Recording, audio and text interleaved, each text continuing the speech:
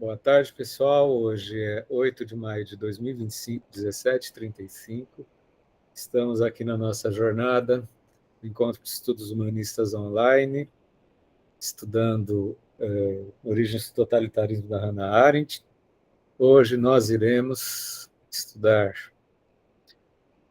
nosso terceiro encontro, né, gente? Então, e hoje a gente vai estudar o antissemitismo esquerdista e a Idade de Ouro de Segurança, com a magistral facilitação da querida Yara.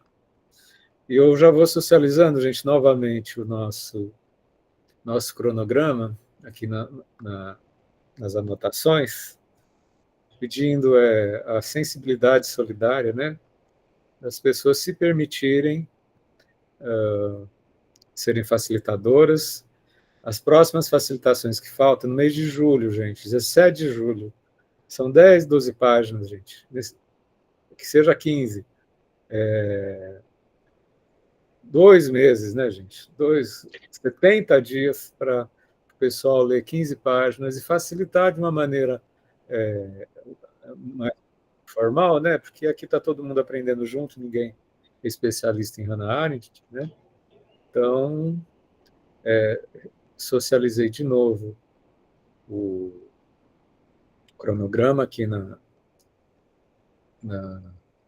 das mensagens, está também no WhatsApp.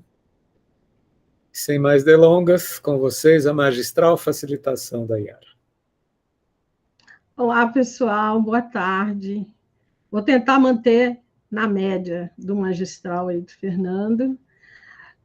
Eu vou dizer quem sou, porque vai ter muito a ver com a minha apresentação e a minha trajetória profissional. Eu sou pedagoga, tenho doutorado pela Unifesp e a minha linha de estudo, de pesquisa, é aprendizagem, especialmente de estudante universitário.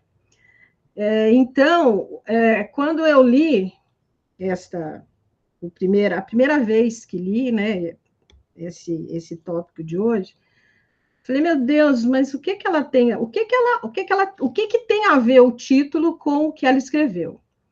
Aí eu vi que a minha leitura que não estava bem arrumada, né, que não estava muito bem feita. Então eu resolvi fazer um esquema, né, começando com fichamento, e é esse fichamento que eu vou compartilhar com vocês. Eu gosto de fichamento porque eu uso muito na hora de escrever artigos, na hora de fazer alguma apresentação, não preciso voltar, tenho aqui as minhas anotações, os meus rabiscos, e então é uma forma que eu uso para poder entender melhor o que estou lendo. E como eu gostei do fichamento, eu vou, no final da minha apresentação, eu vou compartilhar com vocês lá no grupo do WhatsApp, tá? Que aí fica para quem quiser depois retomar e acrescentar.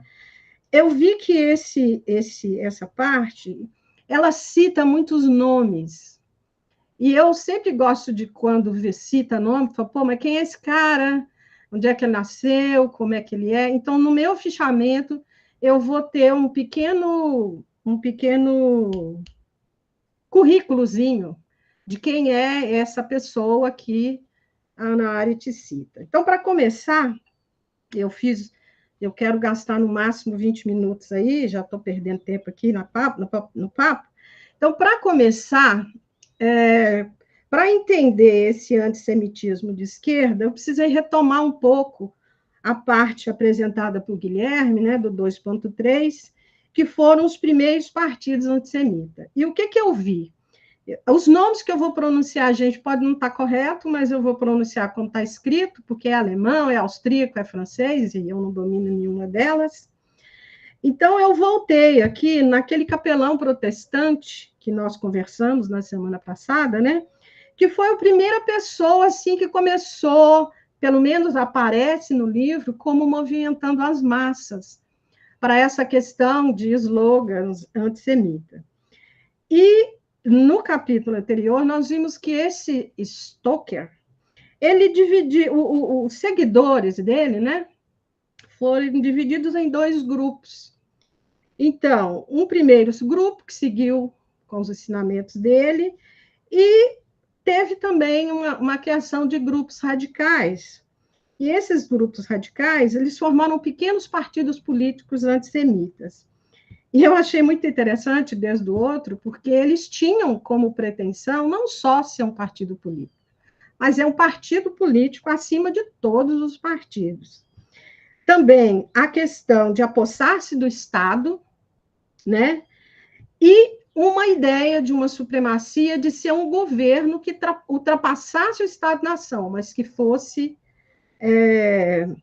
um partido, ser um governo acima de todas as nações, um governo europeu acima de todas as nações. E ela cita no capítulo anterior, que, né, nesse tópico anterior, e como que estavam os partidos de esquerda. É muito interessante, porque a Hannah Arendt, ela sempre termina com a fala do tópico seguinte, né?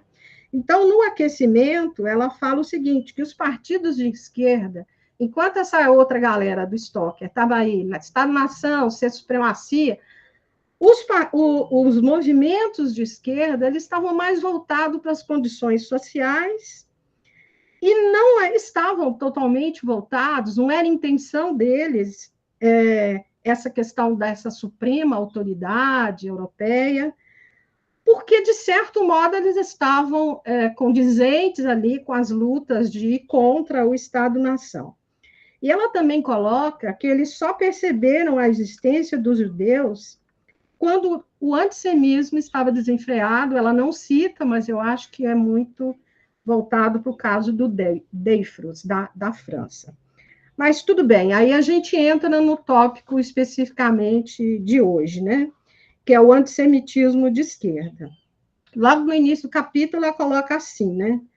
Que o antissemitismo do século XIX ele pode ser estudado por duas vertentes, né? É esse antissemitismo dominando os movimentos políticos, ela diz atribui à França, e tratado como movimento ideológico concorrendo com outros movimentos, outras ideologias, que ela cita a Áustria. E como era esse contexto desse povo judeu? Então, ela disse que gerava conflito. Nós já vimos, né, a relação deles com a burguesia. E ela disse que a nacionalidade judaica não podia se constituir como uma nação e nem se incorporar aos Estados-nação. E a relação, né, que o povo não gostava muito dessa relação com a monarquia. Nós até já vimos, o Guilherme comentou, dos casamentos, né? Agora, ela mapeia nesse capítulo que esse conflito era diferente na Áustria, na Alemanha e na França. Então, ela começa pela Áustria, e aí que vão aparecer aqui os partidos, né? Então, na Áustria, ela diz que todas as camadas sociais estavam contra a monarquia. E o conflito com os judeus era aberto, né? E aí, nesse capítulo, aparece dois partidos. O Partido Liberal Alemão, comandado por Schonerer, eu acho, Schonerer, vamos colocar assim. E eu achei também, num outro local, que esse Schonerer, ele exerceu influência, as publicações dele exerceu influência sobre o jovem Hitler. E a Ana diz o seguinte, que no início, esse partido fundado por esse Schonerer, ele era da classe média baixa, da baixa classe média, né? E ele tinha uma imagem de esquerda. E ele também atacava a Igreja Católica. Ele não fazia sucesso com as massas, mas fazia sucesso com as universidades. Olha nós aí.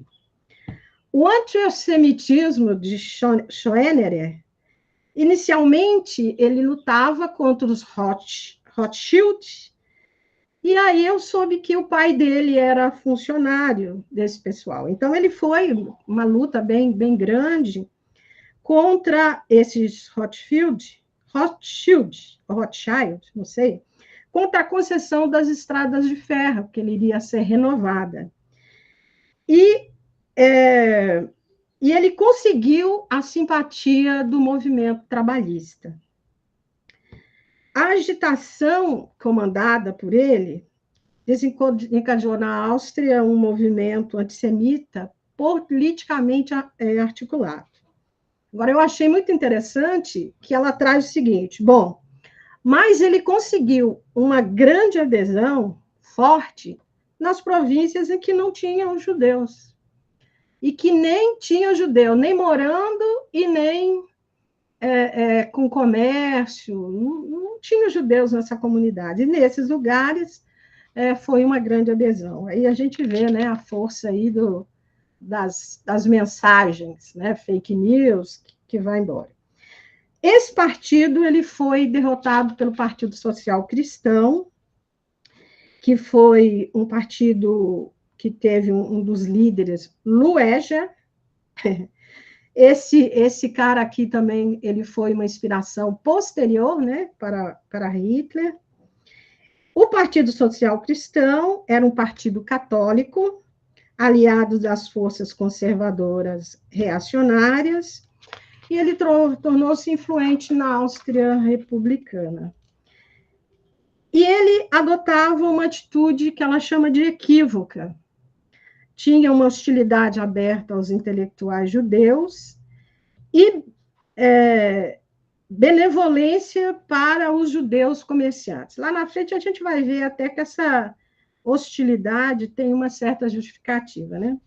O seu antissemitismo não teve consequência, foi, antes de tudo, uma arma eleitoral.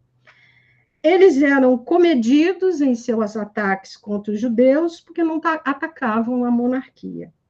E ela diz, uma frase dela, né? O sucesso e o fracasso desses dois partidos demonstravam um pouco a relevância que os conflitos sociais ocupavam na época. Então, tinha mais coisa para pensar do que ficar dando trela para esse dois. Era a questão dos conflitos sociais.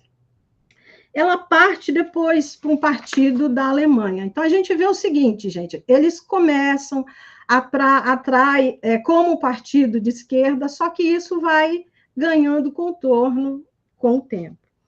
Ela traz na Alemanha um partido pan-germânico e diz o seguinte, que eles nunca ultrapassaram o limite ela chama do chauvinismo comum, quer dizer, eram os radicais, opiniões exageradas, rejeitavam os contrários, desprezavam minoria, estrangeiros, mas eles não ultrapassavam disso aí. Eles eram, de certo modo, ligados aos partidos pan-germânicos austríacos, espécie do Schoenerer, só que eles desconfiavam desse partido austríaco, porque havia uma falta de lealdade com o país e com o governo, e pela franca lealdade ao Reich de Bismarck. Eles adotavam o conceito da nacionalidade como independente do Estado e do território, e ele desejava reorganizar a Europa Central, que seria governada por alemães e austríacos. Então, por esse radicalismo do Partido Pan-Germânico, de quem eles eram, de certo modo, alinhados, impediu que na Alemanha eles adotassem os comportamentos as mesmas ideologias dos partidos austríacos. Aí ela coloca aqui, por falta de estreita afinidade com o imperialismo e da mudança fundamental que trouxe o conceito da nacionalidade, devíamos postergar a discussão do movimento pan-germânico austríaco. Porque ela diz que esse movimento austríaco, ele nada mais do que, em suas consequências, um mero movimento preparatório no século XIX, pertencente mais de qualquer outro Roma do antissemitismo ao curso dos eventos do nosso século. Eu acredito que ela vai pegar essas ideias desses partidos pan-germânicos e vai retomar. Aí ela fala de como era esse antissemitismo na França. E um que ela já abre, inclusive ela vai dedicar um capítulo só para esse caso aqui eu acho que é Dreyfus.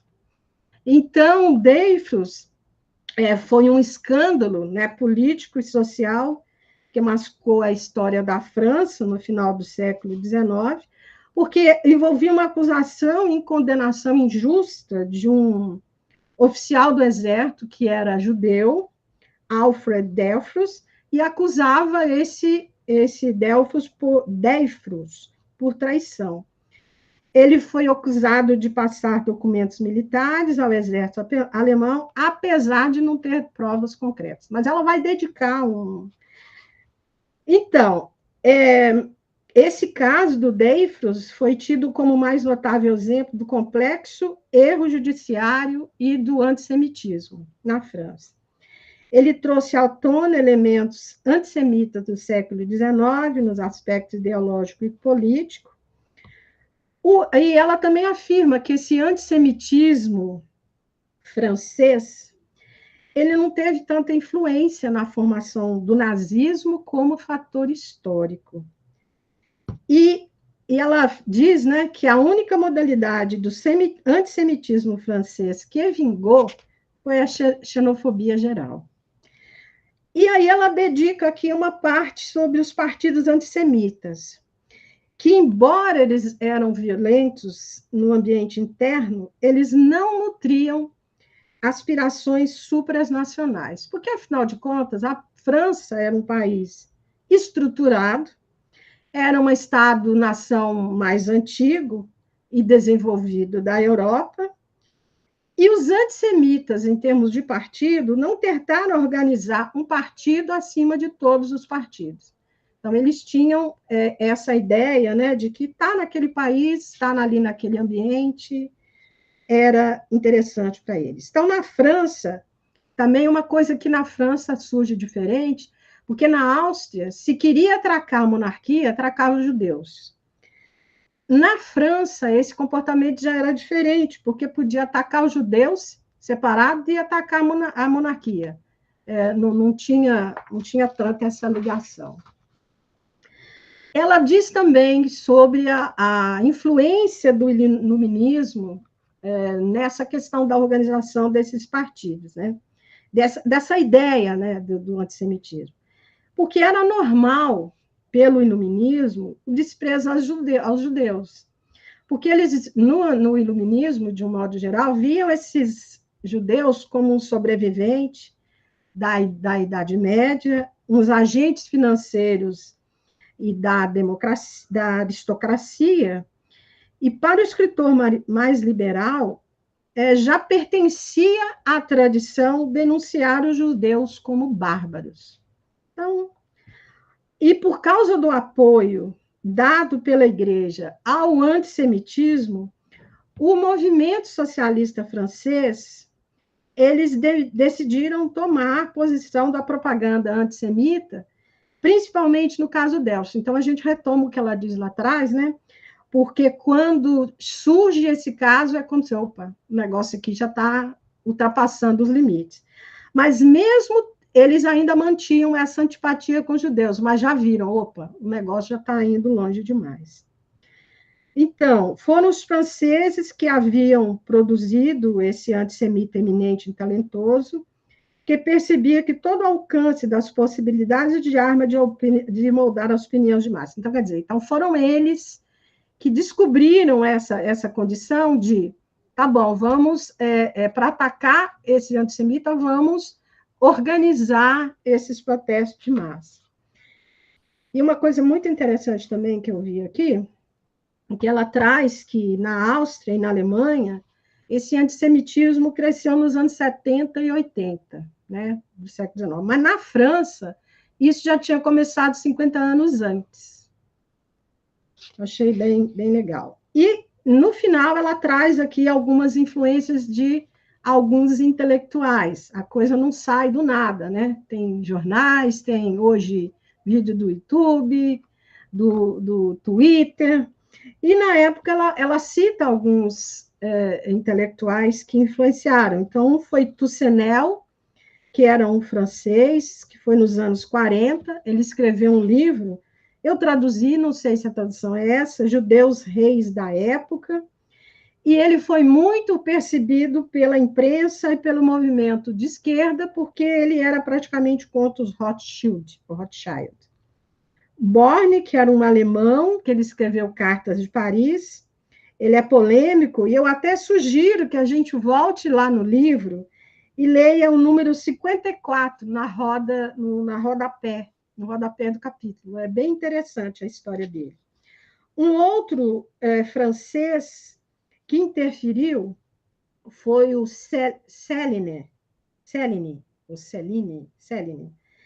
Ele era considerado, inclusive eu vi um pouco da biografia dele, escrito por uma professora, eu acho que da USP, da Unicamp, que ela fala o seguinte, olha, gente, esse cara, ele era genial na escrita, né? Ele era um escritor fenomenal, mas não dá para negar essa forte questão, assim, e ele é antissemita, e ele era radical, a ideia não era nem tolerar, era acabar mesmo com a raça judaica.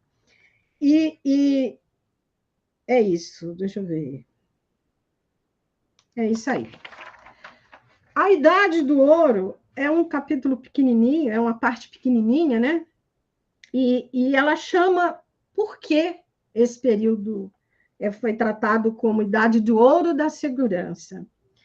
É um período entre o declínio dos movimentos, declínio dos movimentos antissemitas e a Primeira Guerra Mundial.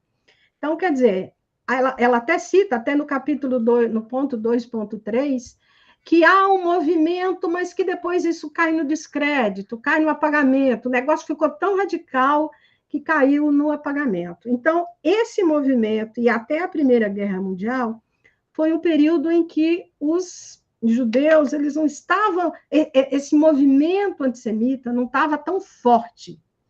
Então, por isso que ela chama Idade de Ouro da Segurança. Ela apresenta, né, que a Europa estava preocupada em expandir economicamente para qualquer nação ou camada social, e esse estado durou exatamente até 1914, pelo próprio fato de que a guerra desmoronou a confiança das massas em caráter providencial da expansão econômica. Então, conquista das colônias, estava preocupado com outras coisas.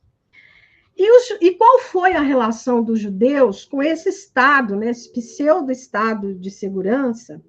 Ela diz que os judeus se iludiram, né, acharam que essa questão do antissemitismo foi coisa do passado, que agora a coisa avançaria. Mas novo cenário se desenha, novo cenário se desenha para os próprios judeus, porque aqui há um declínio dessa importância dos bancos judeus. Eles agora os estados, né, não precisavam tanto dos empréstimos deles, então não se necessitava tanto dos judeus. A relação do governo continua, porém agora demandava-se menos, né, envolvia menos judeus. Houve também, nesse período, né, uma perda de prestígio do poder dentro das comunidades judaicas, né, desses próprios ricos, né? Abertura de novas frentes de negócio, aqui achei bem interessante que, como eles viram que já não tinha mais essa demanda dos estados, eles começaram a abrir outras coisas. Então, essa questão do comércio, as indústrias de roupa, e nas cidades maiores, nas lojas de penhor e armazéns gerais, e nas grandes cidades, o início das lojas de departamento, né, que hoje são os shopping centers. E um outro movimento que surge, que eu achei bem interessante, é que os filhos dos judeus, eles já não queriam seguir essas tradições das famílias. Agora eles queriam ir para as universidades, queriam mais voltado para questões intelectuais. Então, ela fala que os filhos dos ricos negociantes e, em menor escala, dos banqueiros, abandonavam as carreiras dos pais e trocavam por profissões liberais ou atividades puramente intelectual, aí surgindo, né, a inteligência judaica. Politicamente, esse movimento indicava que os judeus estavam, de certo modo, se emancipando do Estado e conseguindo adquirir uma consciência sobre os laços com seus concidadãos, né? Então, o fortalecimento dessa comunidade. Enquanto afrouxava essa União Europeia, os intelectuais judeus fortaleciam uma sociedade internacional. E uma outra coisa que eu achei bem interessante é que ela fala o seguinte, que antes havia esse antissemitismo, mas havia uma tolerância maior dos judeus em relação aos insultos.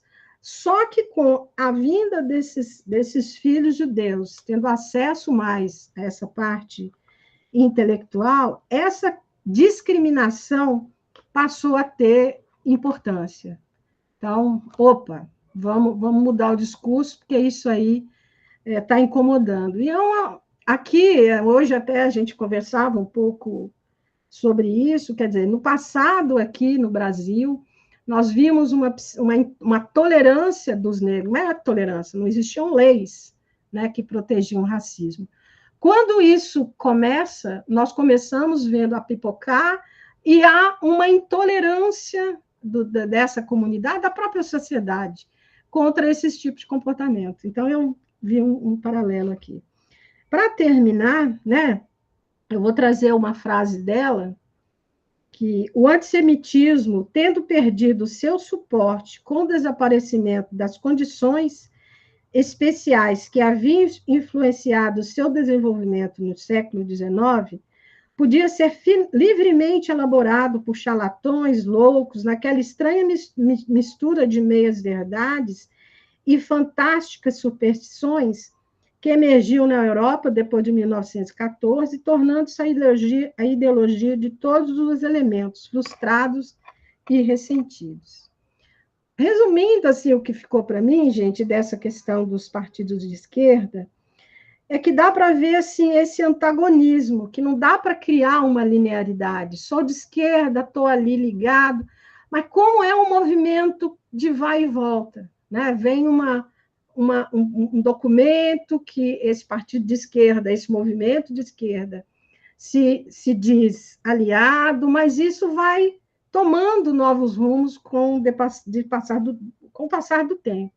Então, não dá para ter essa linearidade desses partidos. Eles vão e voltam, eles vão se fazendo, como a história. É isso aí. Acho que Obrigado, consegui. em nome do coletivo, Yara, tua fala muito sensível, muito tocante, muito rigorosa. E agora a gente vai abrir para o nosso debate, né, pessoal? Eu queria só falar justamente disso, já começando. Lembrando, tá, gente? Não sei se vocês já se deram conta no cronograma, a gente vai ter mais um mês sobre o antissemitismo, depois a gente começa imperialismo, e depois a gente tem totalitarismo, tá? São três grandes temas, né, desse livro, tá? Eu acho que essa lição da experiência do antissemitismo para hoje, né, porque a gente está falando da história do presente, né, tem a ver com... Acho que tem uma educação aí estratégica, né? Primeiro que resistência nunca cessa, né, gente? A verdade é isso, né?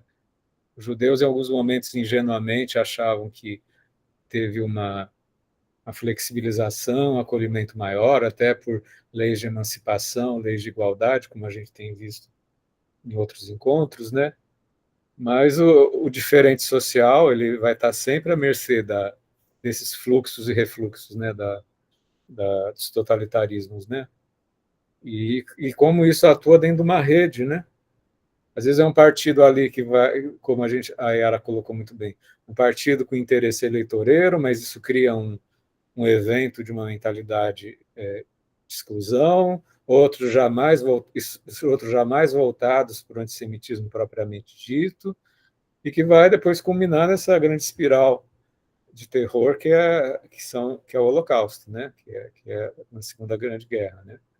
Enfim, então a gente tem que estar sempre vigilante, né? Seja qual for a sua diferença, né? Porque o fascismo ele é totalitarista, né? Só tem uma verdade só, né?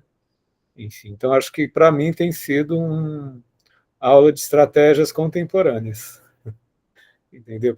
Eu acho a riqueza da Hannah Arendt, esse detalhismo, né? Ela consegue fazer com minúcias cada período histórico, no transcorrer dos séculos, né? Isso mostra a demanda de um povo que precisou rever suas estratégias, ao mesmo tempo é uma escrita que mostra uma pluralidade das figuras dos judeus, o processo agora que a gente está entrando, que é a constituição do judeu culto, né? Uma inteligência judia, né? Que também vai aí despertar preconceito, porque vai concorrer com as inteligências de cada país, né? A gente vai ver isso nos próximos capítulos, já estamos vendo aos poucos.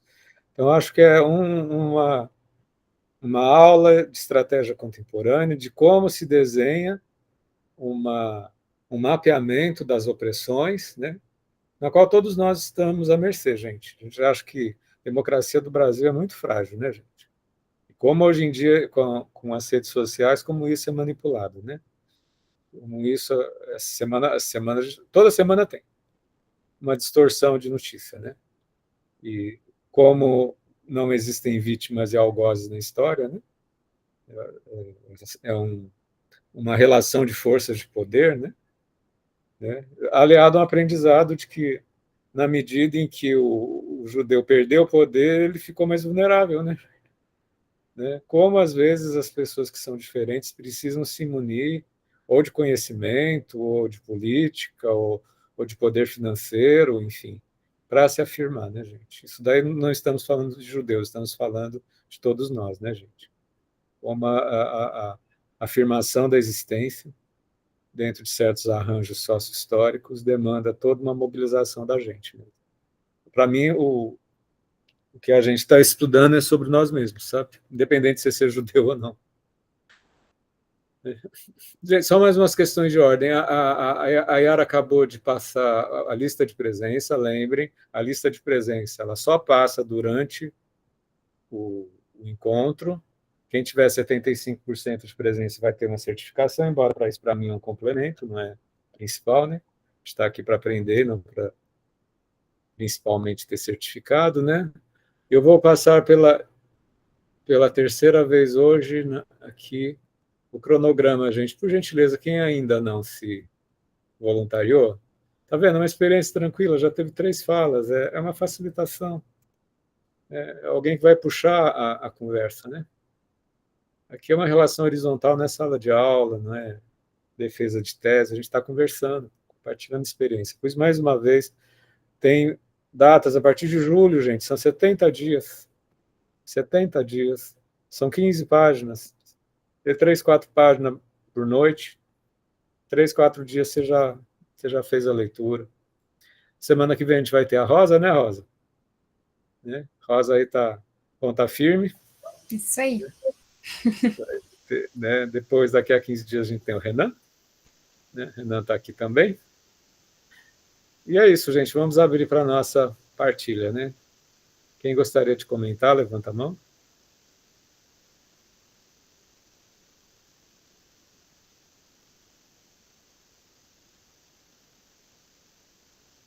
Ocupem o espaço, o tempo passa, gente. A vida passa.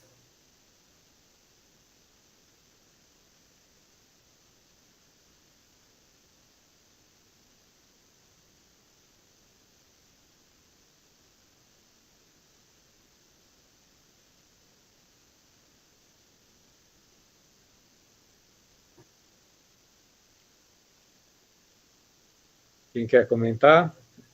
Eu acho que a explicação da Yara foi tão límpida, né? Parece tão fácil, né? A Yara fez um trabalho tão maravilhoso. Né? Enfim. É só para aquecer. Para aquecer, exatamente. Para aquecer. Quem leu, comenta o que leu. Quem não leu, É a percepção que teve da fala da Yara, eu também falei, né, gente? Pode compartilhar a percepção, não precisa ser CDF de ter feito leitura, de ter sido nerd. Né? Como é que vocês percebem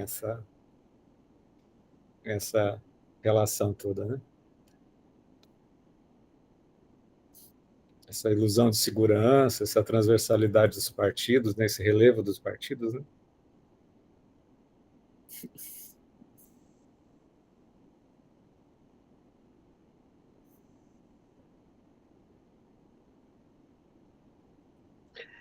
Eu acho que, eu não sei vocês, mas acompanhando um pouco a política atual, né, eu vejo isso muito surgindo na ideia das pessoas trans, sabe? Aparentemente, hoje em dia, é a moda dos partidos de direita perseguirem pessoas trans. A gente vê esse movimento tanto não só no Brasil, né, como nos Estados Unidos, contra como no, qual é o nome do lugar? No Reino Unido, né, onde exatamente os direitos das pessoas trans estão sendo perseguidos. Né? Nós estamos acompanhando literalmente, né, a criação, né, desse elemento persecutório. Né? Se lá atrás, um dia foram os judeus que foram perseguidos, né? Hoje em dia, né, vai ser especificamente, né, as pessoas trans, né? Eu não sei se vocês acompanharam, mas foi semana retrasada, o parlamento britânico passou a apenas reconhecer mulheres como mulheres de sexo biológico, né? Deixou de ser agora as mulheres trans também. E nesse sentido, né, a gente está tendo uma repetição desse movimento, né? Existem partidos que estão, né, novamente se organizando através ao redor desse argumento, tanto quanto, por exemplo, né, da vigilância dos corpos, né? Quantos partidos a gente tem, né, com um certo conservadorismo religioso, né, que é contra, por exemplo, a legalização de aborto, né, que no final é apenas uma extensão, né, de uma política de regulamento da sexualidade. Acho que isso o Fernando consegue falar melhor do que eu, né? E nesse sentido, né, eu acho que se a gente não se ater, né, exatamente como o discurso ao redor disso, né, vai colocar as pessoas trans como diria a Judith Butler, né, invadindo o banheiro, que aparentemente é toda essa questão, né, nós vamos cair novamente, né, na ideia desse inimigo que não é lá bem um inimigo, né? Vou falar, Fernando. A tua fala foi muito motivadora, né? Tá. Em termos perspectivos, a população trans é 1% da humanidade, gente. Aí entra um discurso fóbico, né, de contágio, né, como se a existência desses seres fosse se alastrar, né, entendeu? Se alastrar de uma maneira. Todo o discurso de extrema-direita é um discurso de contaminação. É contaminação tanto ao dizer, porque o sentido é alastrar independente do conteúdo, da consistência do conteúdo. Pode ser fake news, pode ser só uma afetação, pode ser um delírio, é alastrar. E também criar bodes expiatórios que vão ser os mártires, né, martirizados, né, para justificar a opressão, entendeu? Então, quando a gente, independente de você ser cis ou trans, quando você defende a população trans, você está defendendo uma escala de liberdade, né? Porque essa população que virou linha de frente, de vanguarda da afirmação e da resistência, ela traz no seu bojo a defesa como uma reverberação dos direitos LGBT em geral, dos direitos das mulheres, dos direitos étnico-raciais, dos direitos das pessoas com deficiência, porque são as diferenças, entendeu? Eu coordeno estágio no Núcleo Trans, para mim é uma honra, um privilégio. Faz 5 anos, né? Eu aprendo a cada segundo com a população trans que me ensina humanização, resistência, etc. e tal. E para mim é um ato político ético de fortalecer as diferenças, entendeu? A gente não pode pensar exclusivisticamente, né, no seu próprio ser, no seu próprio umbigo, que demanda uma preservação. Tem que batalhar pelas pluralidades, né? Com isso, se a gente se identifica com alguma pluralidade, né? No mundo machista, por exemplo, aqui a gente tem muitas mulheres, né? Historicamente, a questão do feminino é uma questão muito suscetível de violência. Essa semana, um PM que se separou da mulher há 6 meses, entrou na clínica dermatológica no Canal 1, matou a mulher e deu 2 tiros na filha de 10 anos. Entendeu? Enfim. Então, eu acho que está em jogo justamente essa escala, né? E por isso a experiência judia é muito interessante, independente se você ser judeu ou não. É uma experiência milenar de resistência, de exclusão e de, às vezes, abaixava a guarda, né? Quando havia uma distensão do preconceito. O preconceito pode ser distendido, mas ele nunca vai cessar, gente. Entendeu? Não tem essa ilusão.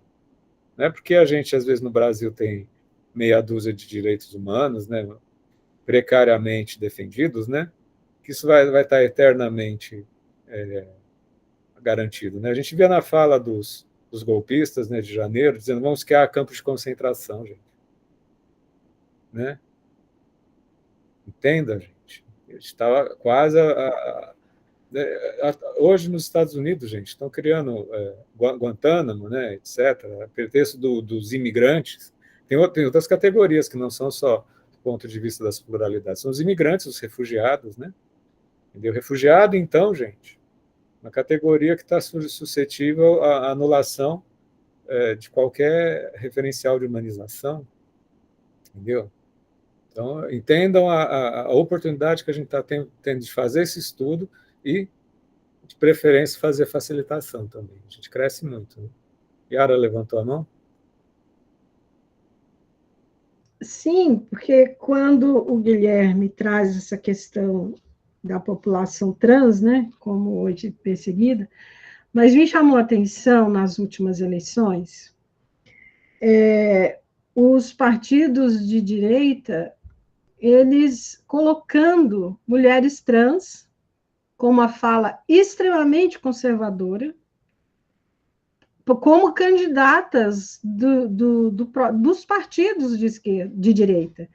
E quando elas eram questionadas, elas vinham com uma discussão, um discurso conservador, meio ensaiado. Eu falei, gente, a coisa está mais, não é só ser contra, é cooptar alguns e incutir nessas pessoas um discurso, né? Não é muito diferente, aí quando você trouxe, né, Fernanda, essa questão de diferentes discursos, mas eles já estão, quer dizer, é uma coisa de na própria população, igual é o gay, eu sou gay, mas não transo, né, que a gente viu aí um tanto de conservadores aí.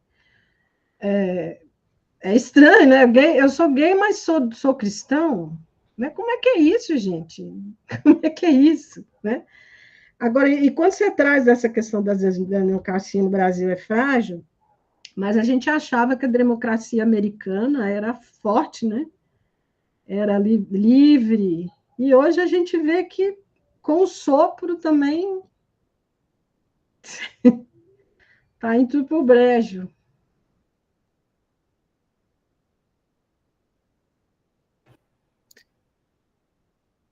São os preconceitos internalizados, né? Por um lado, e por outro, como o Trump ele não é um estadista, né? Ele é um meritocrata, assim, um executivo. Ele está tratando os outros países como se fossem empresas concorrentes, né? Ele não tem consciência de Estado, né? Entendeu? De que você não pode tratar o mundo como se fosse uma concorrentes, né? A não ser que ele tenha como estadista a função de falir os Estados Unidos, né? De repente, se for essa a intenção dele, está indo. E, obviamente, a principal economia do mundo vai afetar o mundo inteiro. Mais alguém, pessoal? O que é interessante a gente ver o que o texto nos afeta e nos desperta como percepção. Entendeu? Isso nos leva a pensar e a refletir, isso que é interessante. você não lê o texto, fica tranquilo, tranquila, tranquilo. O que é importante é compartilhar a percepção. A percepção não precisa ser certinha. Não existe pensamento totalizador. A gente está estudando totalitarismo, esperar que as pessoas façam falas completas. Não existe isso. Quem quer compartilhar mais percepção, já são 18h20. Cada encontro tem seu ritmo, né? Passei de novo o cronograma, gente. 27 de julho, a próxima data. 80 dias, pessoal, para ler 15 páginas. Quem se habilita? O Felipe já habilitou 17 de julho. Obrigado em nome do coletivo, Felipe. Mais uma vez a lista de presença, assinem, porque é só durante o encontro, tá?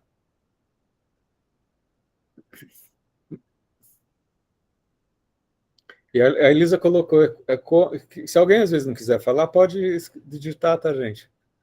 E como o texto continua atual, é muito bom a leitura conjunta, porque podemos entender vários campos da atualidade. Concordo com você, Elisa.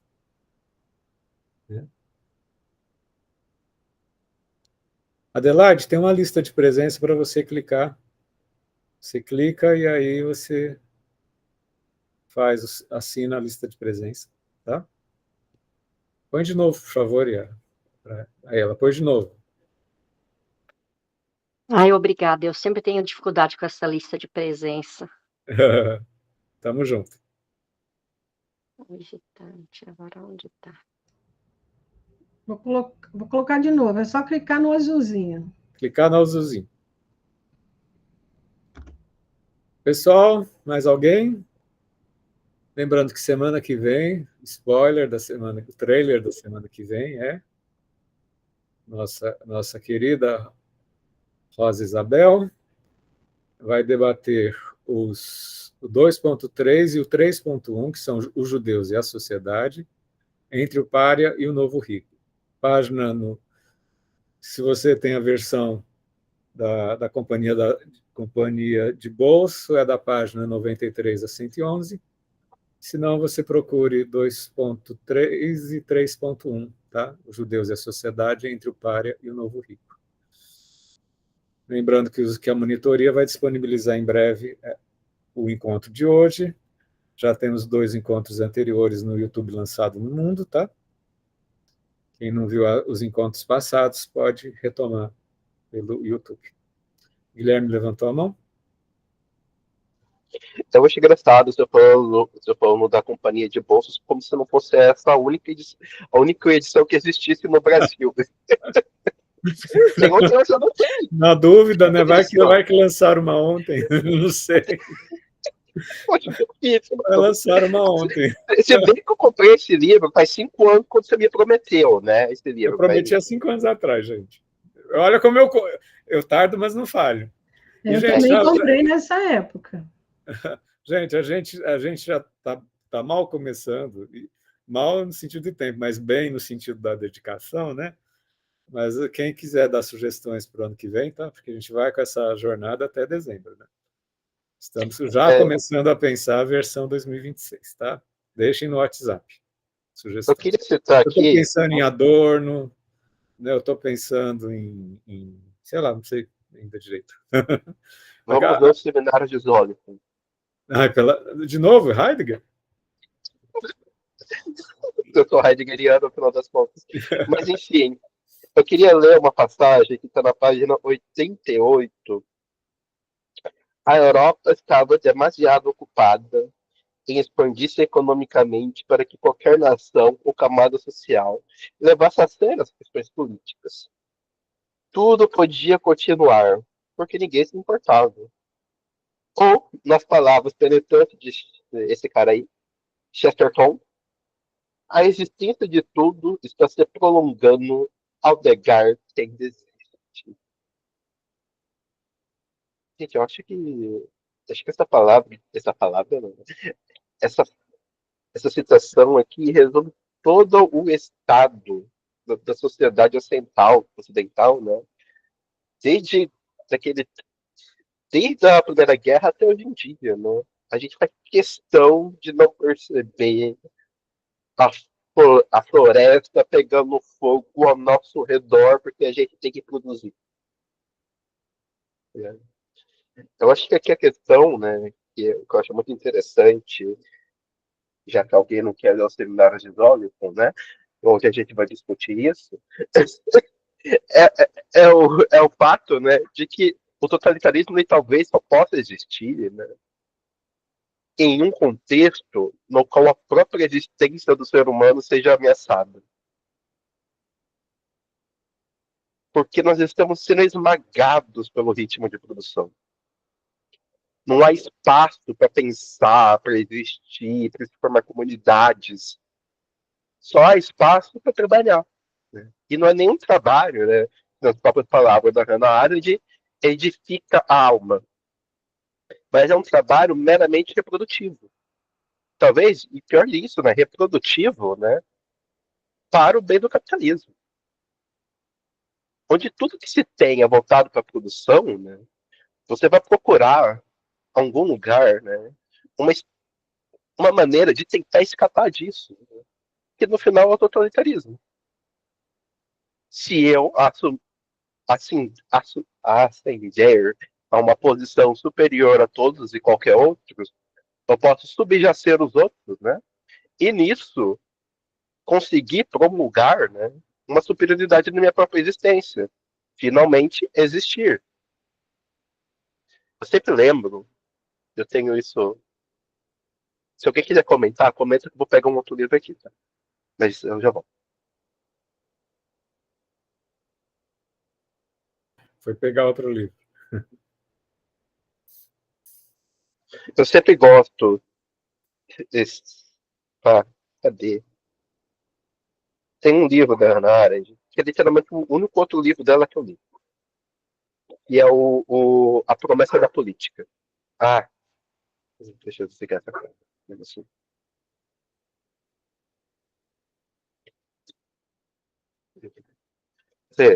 A Promessa da Política. Muito bom. Esse é um livro que não existe, porque é uma coletânea de palestras dela, então ele é um livro que não existe, ela não escreveu, ela falou. Né? E ela fala, no epílogo, né, desse livro, e eu acho que eu já citei isso aqui várias vezes, porque eu adoro essa citação dela. É literalmente no epílogo do livro, na primeira página. A moderna psicologia é a psicologia do deserto. Quando perdemos a faculdade de julgar, sofrer e condenar, começamos a achar que há algo de errado conosco, por não conseguimos ir verso das condições de vida no deserto. Na pretensão de nos ajudar, a psicologia nos ajuda a nos adaptarmos a essas condições, tirando a nossa única esperança, a saber que nós, que não somos do deserto, embora vivamos neles, podemos transformá-los no mundo humano. A psicologia vira tudo de cabeça para baixo. Precisamente porque sofremos na condição do deserto, é que ainda somos humanos e ainda estamos intactos. O perigo está em nos tornarmos verdadeiros habitantes do deserto e nele passarmos a nos sentir em casa. O maior perigo é que no deserto há tempestade de areias e que o deserto não é sempre plácido como um cemitério, onde tudo, afinal, continua sendo possível, mas pode criar um movimento próprio. Essas tempestades são movimentos totalitários, cuja principal característica é serem extremamente bem ajustados à condição do deserto. Na verdade, elas não contam com mais nada e parece, consequentemente, a mais adequada forma de política de vida no deserto. Tanto a psicologia, o exercício da adaptação humana ao deserto, quanto os movimentos totalitários, as tempestades de areia em que as falsas pseudo-nações irrompem subitamente da quietude, coloca em risco iminente as duas faculdades humanas que nos permitem transformar pacientemente o deserto, e não a nós mesmos. as faculdades conjugadas da paixão e da ação. É verdade que nas mãos dos movimentos totalitários ou das adaptações da psicologia moderna, nós sofremos menos. Perdemos a faculdade de sofrer e, com ela, a virtude da resistência. Só quem é capaz de padecer a paixão de viver sob as condições do deserto pode reunir em si mesmo a coragem que está na base da ação, a coragem de se tornar um ser ativo.